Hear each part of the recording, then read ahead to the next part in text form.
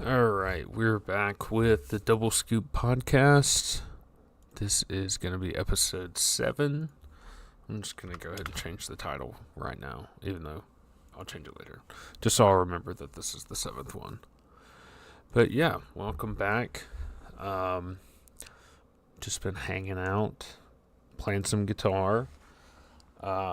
Working on a build right now for a friend. It is a Boss FA FET something FET 1 FA1 I think is what it is. It's a prism, or no, it's an Aeon Effects Prism is the PCB unit that I'm working on. It's pretty clean. I do wish the resistor values were on it, but I guess I can understand that why they're not. So I have a couple parts I need to order for that to get that rolling. But other than that, just been hanging out playing guitar, reorganizing my pedal board, just whatever. So yeah, that's what I've been dealing with. Oh, I have that giveaway, but we'll talk more about that at the end. It's going pretty good. I think I have a couple things to figure out, but pretty excited about that and how that's going. All right. First off, wanted to talk about this. I always mess up his last name, but Caesar is now the permanent CEO of Gibson. Good for him. He's been interim CEO since May, and I don't think Gibson has done this necessarily bad in the past couple months. I feel like everybody's kind of down as far as the economy is. Like, people aren't buying as much and all that stuff. So I'm sure sales have slowed down, but it's good to see that they're keeping with him for the long run. Since that last guy that apparently was like a company fixer, like he would come in because he worked for other like non-guitar related companies, and then he just gets hired at Gibson. So he's like this kind of CEO that comes in and fixes stuff. And I don't know if he necessarily fixed anything, but I think he was the last one. And then now he left, and they're going with the Caesar guy after he's been interim for a minute.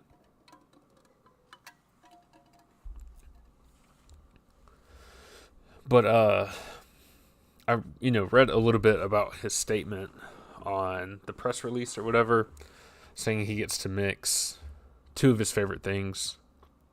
His like business degree and his love for guitar. And he says specifically Gibson guitars, but that's like a very, super brand awareness statement. But I'm sure he just loves guitar and being able to do the business side of it. Some people are super into that. And so it's pretty cool that he's been able to mix, two of his passions and make a career out of it and kind of have it be more than a job. Because I feel like whenever you're the CEO of a company, like, you kind of give up a lot of your personal life to kind of be super public like this. And so it's like kind of a full-time thing. Like, I don't think it's like a regular job where you get to turn it off. Like, I feel like he's probably got to be CEO all the time. And that might have its perks, or it might be kind of difficult. So it is cool that they're picking him because he's, like I said, the last guy he just came in. Like, he's not like guitar related as much as, Caesar is, and, has a passion for guitar and is business minded. I feel like this is a smart choice to go forward instead of going with something that's like, hey, I forget where the other guy came from, but I'm like, he came from TJ Maxx or something like that, right? So this guy's actually passionate about guitar, and he says Gibson guitar specifically. What did he say exactly? Yeah, not just music and guitars, but Gibson guitars. Maybe he's just big fanboy. Maybe this is a complete dream come true for him to be able to do this. And plus, there's like the board of directors is like helping him get acclimated and everything, and so they probably, trained him or whatever these past couple months to step into this. So I think that's a pretty smart choice for Gibson, who it seems like they can't do anything right nowadays, but I feel like their prices are insane and they just keep going up. Even though people like to relate it to, oh, they're the same price as they were when they first came out back in the 50s. Like, okay, like that doesn't help me. They're still expensive. So like they're trying to justify it or something. I get it. There's a premium with the brand and then their process and everything, but it's just expensive. I forgot where that point was going. But yeah, basically he's CEO now, free and clear, gets to live out a passion and do something that's pretty cool and maybe will hopefully be good for the brand going forward. All right. Sorry, my mouth is super dry and I'm having to take more sips of water than usual.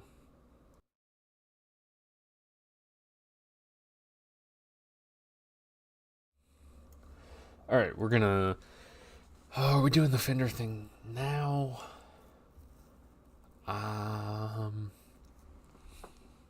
No, I wanted to do this next. So, Gibson's Mod Shop, if you've read the newsletter or looked at it and made it all the way to the bottom, I do a Gibson Mod Shop pick of the week where I sometimes I miss the drop date, but I always try to check. I think it's on Thursday that they drop the mods. You think I would know after doing this for so long, but I check it randomly and there's new guitars later in the week. Like it's like Wednesday or Thursday they do it. So I always try to check around those days that they update. So I guess they maybe, what if they like plan on, I have no idea what the process is, but I wonder if they like how long it takes to develop these. As far as, is the mod shop like, is it just a group of individuals? Let's look, because I have no idea. We're gonna sidebar here because I don't know how the mod shop works. It's an awesome concept, and this is one of those, I don't know when the mod shop started, but okay, that's not what I wanted to do. I'm trying to get it to, I was seeing if it would just pull up the recent tab here, but I'm struggling there. Yeah, so it just says customized one-offs, but I wonder how long they work these, if these are in normal production, if there's an exclusive like sub of, I don't think they would take them off production to do these, maybe, but I feel like maybe there's a sub team that is part of the mod shop, and maybe they're like, they bang these out because they only do a couple, so I don't know how long from start to finish they get to work on them, because some of them are refinishes, some of them are we just did different hardware. Like there's so much difference between them. I don't know how long these take to produce, and if there's just a special team within the Gibson custom shop that just makes these, because you would think that they would try to be at capacity and not use their normal production guys to crank out some of these other Gibson custom shop guitars. So, like, what does this team look like? I would love to know. Anyway, all that to say, God, I lost my tab. Here it is. That the mod shop is coming to the UK and the EU, so they'll be able to get some of these custom one-offs. So I think it'll even make them a little bit more rare, because I mean, you just opened them up to the other side of the world as far as what they're going to be getting. Yeah, it never says how they put these together. Yeah, new models drop every Wednesday. Okay, I knew it was Wednesday or Thursday. I should have read the rest of the article before I jumped on here and started talking about it. But anyway, yeah, they're bringing it to the EU, so I don't know if it's still the same amount of guys and guitars that they're putting out. So that might make them even more rare. I mean, these just dropped yesterday. So I'll pick one of these out to put. I'm leaning towards this one. If you want like a mod shop sneak peek for the week, I'm thinking this Mocha Choca, I think is how you say that, fudge. I just think this looks killer. Like that brown and the gold. That's awesome. So yeah, that's gonna be the pick. Spoiler, but you'll see next week. I'll just save this one unless I see a cooler one next week. But I'll usually take the past 2 weeks and pick my favorite out of that. Like I've had some that I've done like 2 because I liked 2 of them, or sometimes if it's a set. Like I remember Halloween last year, they did 3 Flying V's that were like witch themed, and I just picked all 3 of those because they were roughly the same. They were all black with like colored accent hardware. So I don't know if they're going to do the same amount in the drops, or they're going to double it, or they'll just do a couple more. I don't know. They do sell pretty quick. I'd say, so there's, 12 here? There might be a couple more snatched up. Like this red one is nice. They did a blue one like this swirl recently, and it sold, so it makes sense to do it in red. I mean, I really like that. It's such a unique but simple take. It just looks like you used a sponge to move paint around, but it looks really good. This one's fun with the stars and stripes. I guess we're just mod shop review. That's all we're doing. That's what we're doing right now is just mod shop review. This is mod shop video. I love the sparkles and the stripes and the actual sparkle finish. Killer. But I don't want to pick another patriotic one, especially because we're moving so far away from 4th of July. It's like it's getting out of reach. But yeah, like I said, bringing it to the EU and to the UK, and they'll be able to get these. So I guess it's just them increasing and expanding shipping. Who knows if there's going to be more put out. I wonder if it says how many they do. It just says drops every Wednesday. Oh, they consider it a huge success in the U.S. I think so. They sell pretty much all of them. Like I don't see one that's just sat there. Like they all get bought, and they're customer returns or demos or something like that. So they're taking a guitar they would have lost money on, and making a profit from it, like a even higher margin profit on something they would have lost money on. It's a great idea, and then you get the customer that gets one random like custom shop Gibson at sometimes they're good prices. Sometimes for what they do, it's good. I mean, is this custom finish worth the what is it, like a $2,000 premium? Probably not.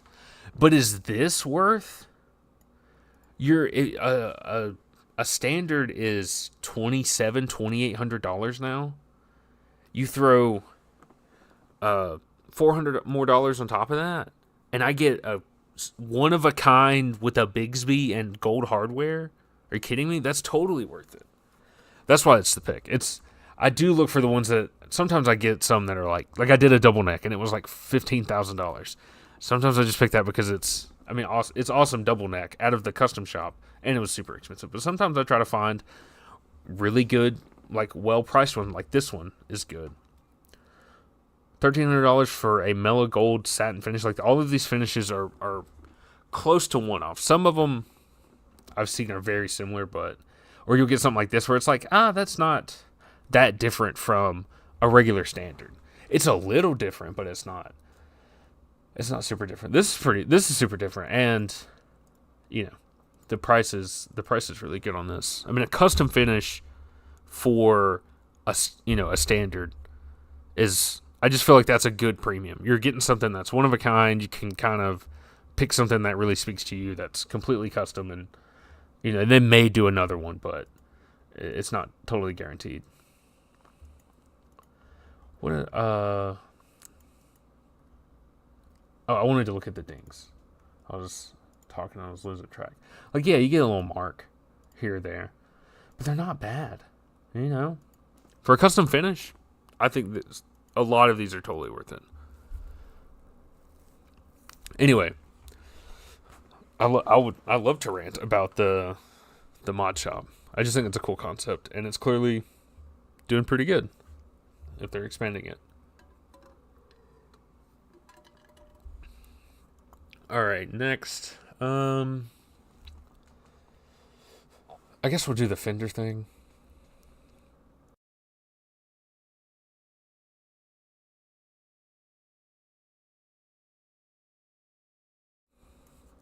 All right, sorry about that. Yeah, we'll look at what Fender has put out. So this is an Ultimate Guitar article. I ran out of stuff to that looked semi interesting from Guitar.com, and there was nothing from the last week that was worth covering in this kind of format. But this is too much stuff to put in the newsletter, so we're gonna do this. So this is all Fender's brands, all of their sub brands that they own. All put out a bunch of stuff today. Yeah, today. So we're gonna look through it. There's a made in Japan Randy Rhoads Jackson that has this like compound radius neck. I'm not so in love with the pinstripes. Oh, that's sweet. I didn't see that. That's cool. Yeah. Oh man, they're at a nice premium, $3,000 for made in Japan stuff. There's a ton of made in Japan stuff that isn't this brand, a Fender brand or a Schecter or anything like that, that are they're the same factory. It's almost like the whole Indonesia thing where like they're all made in the same factory. So you're kind of buying without PRS because they actually check their stuff this side. But a lot of people just make stuff in Indonesia, goes to a store or it comes to you from a warehouse, and it's slight variations in what you're going to get, but it's like kind of all the same level with the Indonesia stuff. Japan stuff is all going to be super high level, and the premium you're paying is just the brand that they're slapping on it. I looked up some made in Japan Schecters that were into this range, $2,800, and it's like, I feel like there's other brands that are Japanese made that don't have that U.S. name premium, and you're getting just as good of an instrument because there's only so many factories in Japan. It is a small island relative to some of the other like places in the world. You could put a couple guitar factories, so they're kind of all roughly the same, but the price varies so much. Whereas like in the Indonesia one, the price is roughly the same, but you're getting all kind of the same thing. There might be $100 or $200 difference, but here there's $1,000 difference, and it's probably one of those same factories. So it doesn't make sense, some of the prices that you see on something like this. Yes, it's got premium pickups like some of the guitar brands that are Japanese, like domestic brands.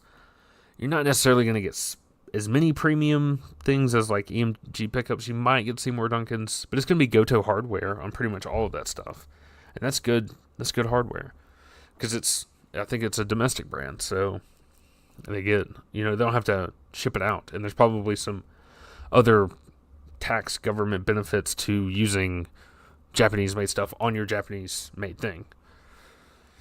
So I think that's also how they're able to offer more of a discount on some of this stuff. But I don't know. I see stuff like this and I'm like, it's just, that's so expensive. You could get so much more than or as much of this with less money is basically what I'm saying. But this was one of the Fender releases. It's made in Japan, Randy Rhoads. Looks like there are two different versions. So gloss with yellow pinstripes, and then the snow white with black pinstripes. I don't see black pinstripes on that guitar.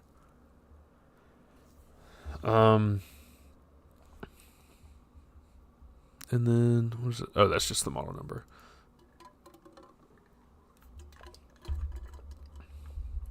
Yeah, and then they released a couple of things under their EVH brand that they also own, which these are stellar. I'm super into these because it's like the Eddie Van Halen vibe without the over the top pinstripe super fan kind of thing. It's like it's pulled back and it's more subtle. With I wonder if the relicking is like similar to the actual Frankenstein. Let's look.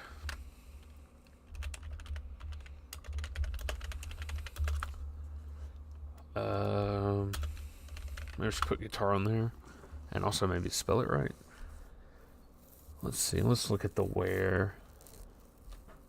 So that's a replica. Is that a? Oh, that's the original thing on display. Okay. So the relicking is not the same. Okay. I guess they could have done that, right? If you can relic it the same way. Let's see. Across all the guitars, why wouldn't you be able to relic it like the Frankenstein guitar? Well, maybe that just takes a little bit too much effort. But you can see from the broken pick guard right here, and then how the pickups are arranged. It's definitely got that vibe going on. But yeah, so I guess they offer it in a red, white, and black, all which had the different patterns of stripes and different sizes and everything. So it's kind of cool that it's a toned down version of that, but you're still getting, like, if anybody sees that guitar, they'll say, oh, that's an Eddie Van Halen guitar, but it's not as prominent. But I do think it's a cool idea. And yeah, $1,700. That's not. I think they're made in Mexico. It would make sense for these to be made in Mexico ones, but let's see if it says here.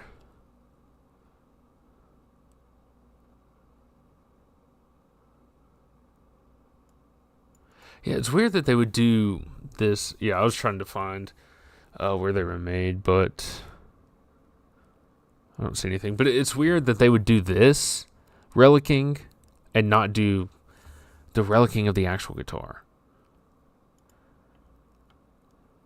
Maybe it's not that big of a deal, but I'm just like, that looks doable. And that way you have even more of it invested. I mean, I don't know. I just think if you're going to do the one thing, why not do the other thing? Because then it's just more. But I guess, whatever. This is way too granular to keep talking about. Anyway, it looks cool. I don't think it's a terrible price. It could be cheaper, but it's not as expensive as some. Actually, you know what? They did a replica years ago, and it was $2,200.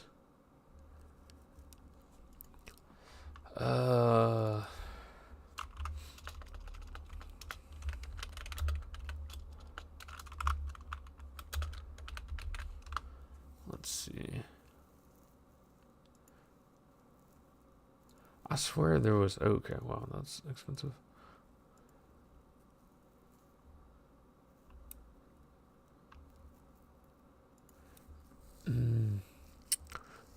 Or maybe they were way more expensive than I'm thinking.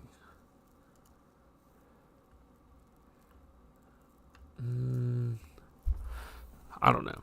I swear they did one. Maybe it wasn't relicked to this extreme. Maybe I'm misremembering. Anyway. I just thought they could relic it. Anyway. They also did a Star, which Eddie Van Halen had played this guitar a couple times. It's obviously not as prominent as his Super Strat, but he played a couple funky guitars throughout, I guess, would it be the early years of Van Halen? Somewhere in there. And then we have is this a lefty? What is going on here?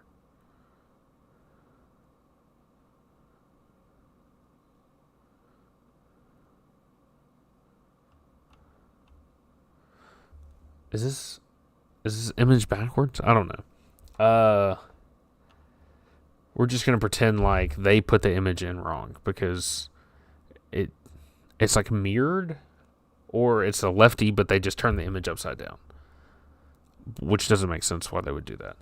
Anyway, it looks cool. It looks like the Nuno Betancourt kind of guitar. That's how I always pictured it. I don't know if it's that exact shape, but it seems like it would fit. It's also just messing with we'll just skip that one. They should have put that image different. Then we have the Wolfgang Special. I think this looks good. One of the better times, or one of the few times I've actually liked this. Usually they just don't do anything exciting with the colors. And I don't totally love the shape. It's just off-putting, and the headstock is off-putting. I don't like it. But I think that color combo looks good. And then you have the standard. I wish it would say where they were made. Looks plain. Like, this is unexciting, but this one looked, I just like that look. Yeah, so this is the Jackson one. I just thought it was cool. Wait, I think there's... Yeah, Charvel. Okay. These are just different new releases. It's like nothing exciting. Like, whenever I see stuff like this, I'm like, okay, that's just like meet standard. Like, you're just putting something out. Like, doing something like this is what gets people talking. Doing stuff like this, you're like, yeah, whatever. It's just that same guitar and a new finish. Nothing super exciting. Sometimes they can get something that really grabs your attention from these kind of standard models, but whenever they do stuff like this, that's what gets people excited and what's something that's going to sell a guitar. I feel like those are going to do pretty well. I'm pointing at the screen like you can also see me. Okay, let's see. We'll talk about the Richie Faulkner. This is obviously just a headline to grab attention because he did an interview with Ultimate Guitar here where he just talked about stuff, and he says that new guitars are superior to vintage guitars, which is something you really just don't say as like a guitar legend. Like, you don't think something like that would come out of somebody like that's mouth, because I mean, they grew up in such a golden era and of not only instruments but music, and it was just a different kind of world. So you think that people that grew up and remember it like that would kind of hold on to that, but he's like, nah, new guitars are better. So it's kind of wild that he would say something like this. Obviously, it's a full article, so there's some context. But yeah, he's just talking about how he doesn't understand why you would want some of these older guitars whenever you have the newer guitars, and they're just kind of better. And I guess maybe they're more refined. I wouldn't say they're immediately better, because I've talked about this before, where there's like how trees are grown. Like, maybe some of those older guitars were made from better trees, and it's like you can't have better wood now unless you find an old tree, or there's like a new part of the jungle that you haven't destroyed yet, like for to get wood or whatever. So I think there's some variation there as far as like what the wood is, because I feel like that's important, is what it's made out of. But yeah, there's just something more refined about the guitars nowadays, because they're just, the machines are better and the equipment you work with was better. I guess this is, well, not like hand tools and stuff like that. And then your knowledge of it is better, your resources, everything that goes into making a guitar has just gotten better itself, separate from,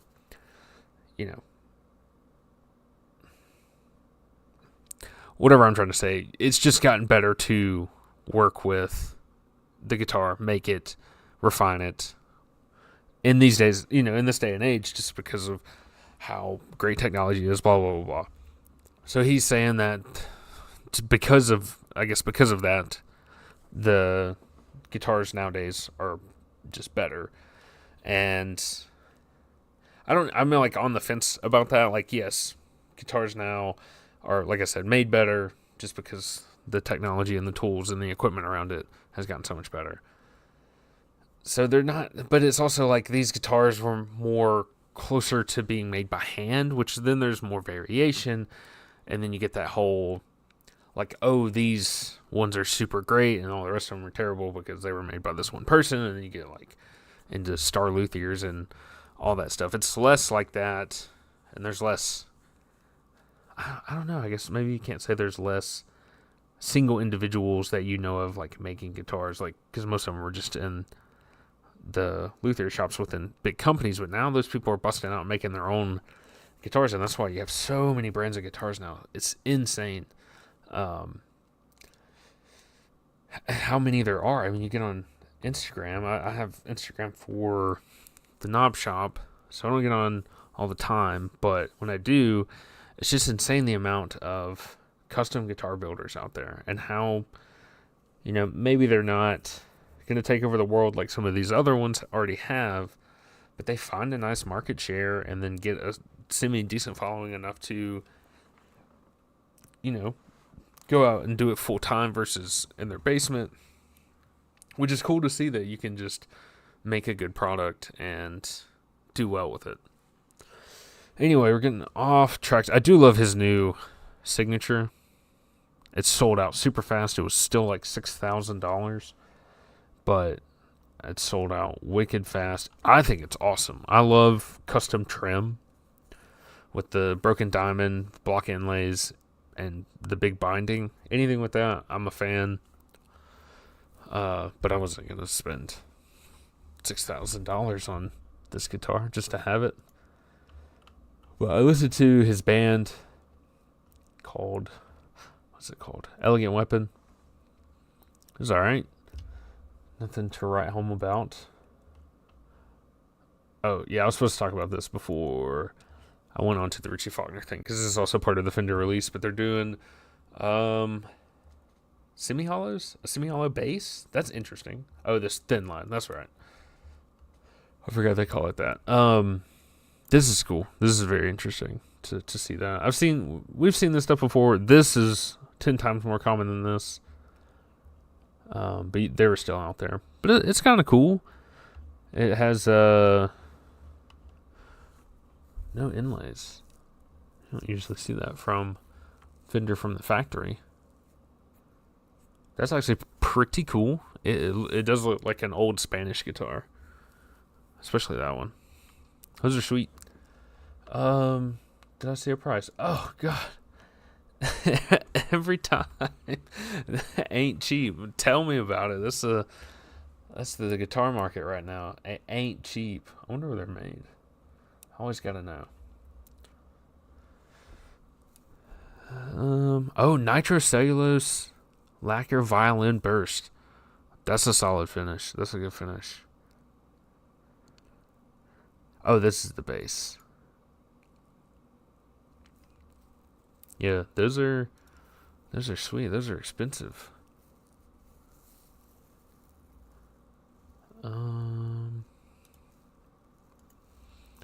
I've done that before, where I've went to the Fender mod shop and thought it was like the Gibson mod shop. Like, oh, Fender has one, and then it's not. It's like they want you to. It's the custom shop. They want you to order something. I was gonna see if I could see if these were made in U.S. or if they were a Mexican factory one, but they're sweet. I mean, nitro violin, that'll age super well, and these could be collectible in the future depending on how many they make and how many people buy. Yeah, I think that was the last thing that I was gonna talk about. Kind of went off on the deep end of the mod shop, but I think it's cool. Give you a sneak peek. Going to the EU, so they might become, I don't want to say more rare because they're already one-offs, but maybe their resale value will go up, because if the initial, release is only a couple, they'll become more scarce and spread out across the world. So I do think they'll become more rare. And I guess if you already bought one, I wonder how the serials work. I wonder if it's like by date, or like how do you know that this is from the mod shop? I mean, I know it comes with like a COA, but I wonder if there's like another way, and like the older ones are more rare, or how it works. I would love for them to do like a YouTube video on the mod shop, because I think it's a really cool concept and it's clearly doing well. All right, before I get off deep in the weeds on the mod shop again, where I spent 75% of this podcast talking about it. I think that's going to do it for this episode. Thanks for tuning in. We'll double check this to make sure the audio isn't weird, because my mic was not working earlier today. So hopefully this went good. I'll try to monitor it the whole time to make sure I didn't drop anything. But thanks for hanging out. Go play some guitar. Go play to some backing tracks. Record something. Look at reverb. Don't look at reverb. Look out for the newsletter. The next one is the 1 year, and should be getting closer to finishing the giveaway, which I'll have to figure out the email list because I think it got spammed. So that's fun. I didn't think it would, but I guess I didn't think through it, or whatever, the embed form is just not handling it like it should, or I need to turn reCAPTCHA on. I have no idea, but we'll figure it out. I got to sort and validate the emails, but it's going good. I mean, lots of signups. I wish I could say they were legit. That would be awesome, but can't say for sure.